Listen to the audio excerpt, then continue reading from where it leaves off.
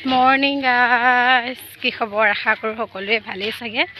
আৰু মই এতিয়া ৰাতিপুৱা এতিয়া 8টা বাজিছে। মই এতিয়া স্কুললৈ আহিছোঁ, অংগনবাড়ী স্কুল।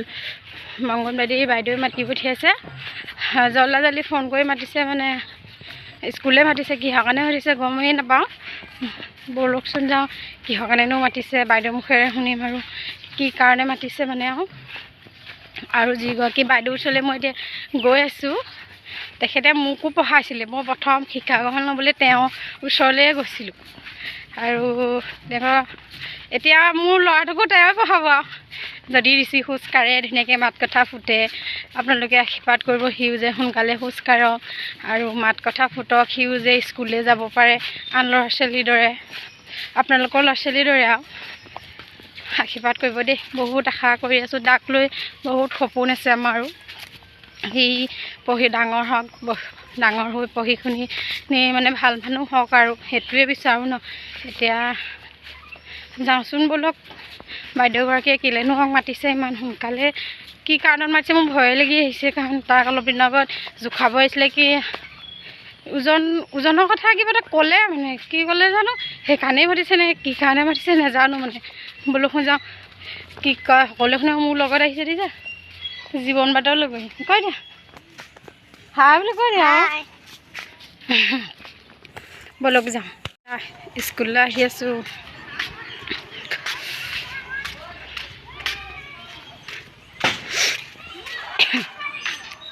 এয়া আমাৰ নামঘৰ বনাই আছে, হোৱাগৈ নাই। এয়া আমাৰ নামঘৰ বৰনামঘৰ গাঁৱৰ মাজতে আছে। আৰু এয়া নামঘৰ ভাগ মানে উলিয়াই থৈ আছে, আসনভাগ বাহিৰলৈ, যিহেতু মণিকূট ভাগ বনাইছে। এয়া আৰু এইখন সৰুখন অংগনবাড়ী স্কুল আৰু এইখন LP স্কুল। আৰু এই LP স্কুলখনতে মই সৰুতে ইয়াতে পঢ়িব আহিছিলোঁ। এইখন পৰা বনাই আছে নেকি।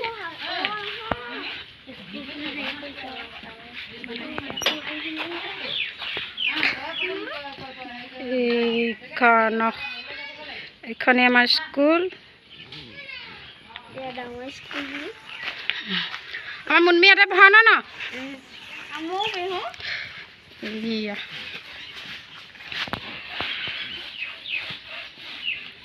এয়া দাইকেইজনে কাম লগাই আছে।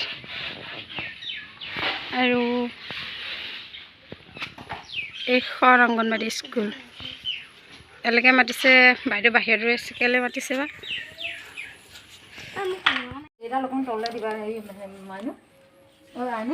স্কুল আহি পাই গ'লোঁ। স্কুলত কিবা হৈছে, কিবা ফুল পুলি ৰুইছে।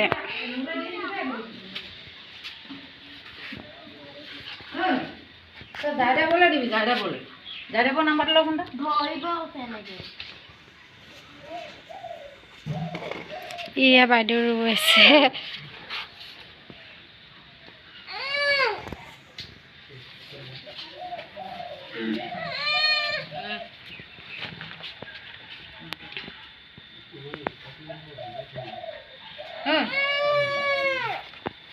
কি শাকে? গাজৰ। সেয়া দাংবডি ৰুই থোৱা আছে। এইয়া বাইদেউ ৰৈ আছে। বাইদেউ কিহৰ কাৰণে মাতিলে আৰু এইবোৰ কি কৰিছে বাইদেউ? কৈ দিয়ক আপুনিয়ে মুখে। জয়তে মই ৰজাবাম গাঁৱৰ যিসকল ইয়াত উপস্থিত আছে সকলোলৈ মই আন্তৰিক অভিনন্দন জ্ঞাপন কৰিছোঁ। আৰু মই গোটেই ৰজাবাম গাঁৱৰ গোটেই সমূহ ৰাইজলৈ মই আন্তৰিক অভিনন্দন জ্ঞাপন কৰিছোঁ। প্ৰথমে মই আমাৰ এই চৰকাৰখনক আন্তৰিক অভিনন্দন জ্ঞাপন কৰিছোঁ। আমাৰ এই চলিত চৰকাৰখনে আজি যোৱা 2005 বছৰ যেতিয়া তেওঁলোকৰ কাৰ্যকাল আছিলে, তেতিয়া 2017 চনত আমাৰ এটা PMMVY বুলি এখন আঁচনি প্ৰস্তুত কৰিলে। সেই আঁচনিৰ কাম আমি 2017 চনৰ পৰা কৰি থাকিবলগীয়া হৈছে। এই আঁচনিখনৰ যোগেদি বহুতো আমাৰ গৰ্ভৱতী মহিলাসকল উপকৃত হৈছে। তেওঁলোকক চৰকাৰে এককালীন সাহাৰ্য দিছে 5,000 টকা প্ৰথম সন্তানটো যেতিয়া হয় তেতিয়া সেই এককালীন সাহাৰ্য পায়, তেওঁলোকে বহুতো উপকৃত হৈছে। বিশেষকৈ মই ৰজাবাম গাঁৱৰ এতিয়া প্ৰায় 22গৰাকী মহিলা মোৰ ইয়াত উপকৃত হৈছে। আৰু তাৰে হেৰিত আমি এতিয়া যোৱা 17 চনতো আমি 1 ছেপ্টেম্বৰ মাহটো পোষণ অভিযান হিচাপে আমাৰ চৰকাৰে এইটো আমাক কৰিবলৈ হেৰি দিছে। আমি আমাৰ আমগুৰি সংহত শিশু উন্নয়ন প্ৰকল্পৰ অনুমতি ক্ৰমে আমি এই কাম কৰি আছোঁ। আৰু এতিয়া 18 চনতো আমি ইতিমধ্যে কৰা হ'ল, 19তো কৰা হ'ল। আমি এতিয়া এই 20তো আমাৰ সেইখিনি হেৰি কৰা হ'ল। 21 চনত আমি এতিয়া এই কাম কৰি আছোঁ। আমি এতিয়া এইটো কাম পোষণ অভিযান হ'ল আমাৰ সুষম আহাৰ কেনেকৈ আমাৰ ল'ৰা ছোৱালীক খুৱাব লাগে, আৰু বিশেষকৈ আমাৰ কণ ল'ৰা ছোৱালীবোৰ আমি কেনেকৈ পৰিষ্কাৰকৈ ৰাখিব লাগে, আৰু গৰ্ভৱতী প্ৰসূতি বিশেষকৈ এইটোত আমাৰ অন্তৰ্ভুক্ত। আমি কেনেকৈ সিহঁতক আঁহজাতীয় খাদ্য আৰু সেউজীয়া শাক পাচলি আমি কেনেকৈ খুৱাব লাগিব। বিশেষকৈ আজিকালিতো খাদ্যত একোৱেই নাই, চব ভেজাল। কিন্তু বাৰীতে যিটো বস্তু পোৱা যায়, ফল, মধুৰি, বগৰী বা এনেকুৱা শাকজাতীয় সেউজীয়া কুকুৰা ঠেঙীয়া, পনৌনোৱা আৰু মানিমুনি, আমি যি পাওঁ তাকে ল'ৰা ছোৱালীক ভালকৈ আনি খোৱালে আমাৰ নিশ্চয় কিবা এটা উপকৃত হ'ব। চৰকাৰৰ নিৰ্দেশ মৰ্মে আমি এই কাম কৰি আছোঁ। আমি শলাগ ল'ব লাগিব আমাৰ সংহত শিশু উন্নয়ন প্ৰকল্প আমগুৰি আমাৰ প্ৰকল্প বিষয়া মহোদয়লৈ মই আন্তৰিক অভিনন্দন জ্ঞাপন কৰিছোঁ। আৰু আমাৰ পোষণৰ বাইদেউ ঋতুপৰ্ণা বাইদেউ আৰু আমাৰ মুখ্য সেৱিকা বাইদেউসকললৈ আমি আন্তৰিক অভিনন্দন জ্ঞাপন কৰিছোঁ।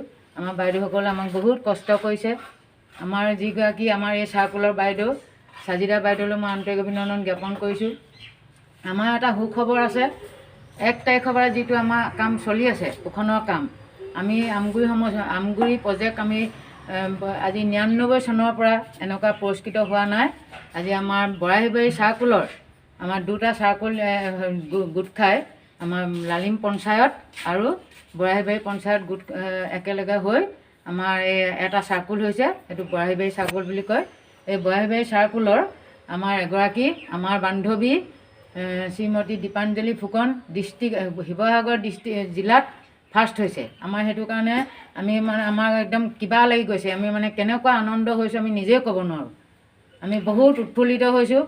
আৰু আমাক বাইদেউহঁতে আৰু আমাৰ অফিচৰ যিসকল আমাৰ ভাগৱতী ছাৰ বা গোহাঁইদা আলিদা আৰু আমাৰ ভতিজা আজিজ আছে, তেওঁলোকেও আমাৰ কাৰণে বহুত কষ্ট কৰিছে।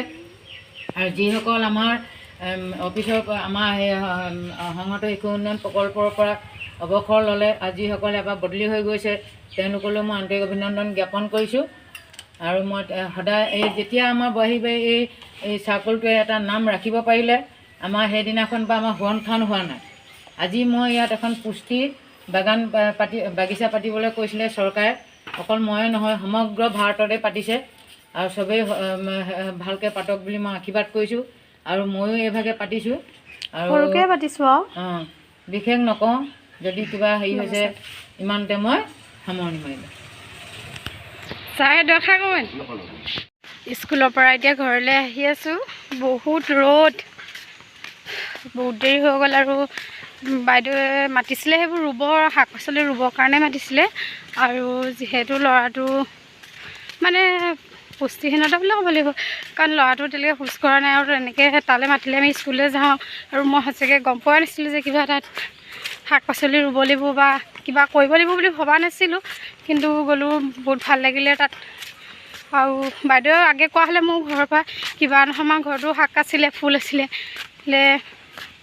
কিবা শাক অমিতা চমিতা এনেকৈ লৈ যাব পাৰিলোঁ হয়, কিন্তু বাইদেৱে নক'লে নহয়।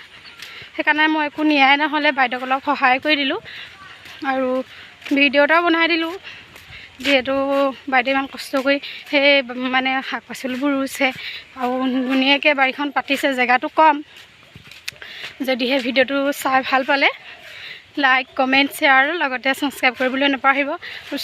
আৰু বেল আইকনটো প্ৰেছ কৰি দিব, তেতিয়াহে আৰু আহিবলগীয়া নতুন নতুন ভিডিঅ'বিলাক আপোনালোকে পাব। আৰু যিহেতু মই নতুন, সেইকাৰণে অলপ চেষ্টা কৰিছোঁ বনাবলৈ। আগতকৈ অলপ পাৰিছোঁ যেন লাগিছেও বাৰু। আৰু আজিলৈ ৰাখিছোঁ।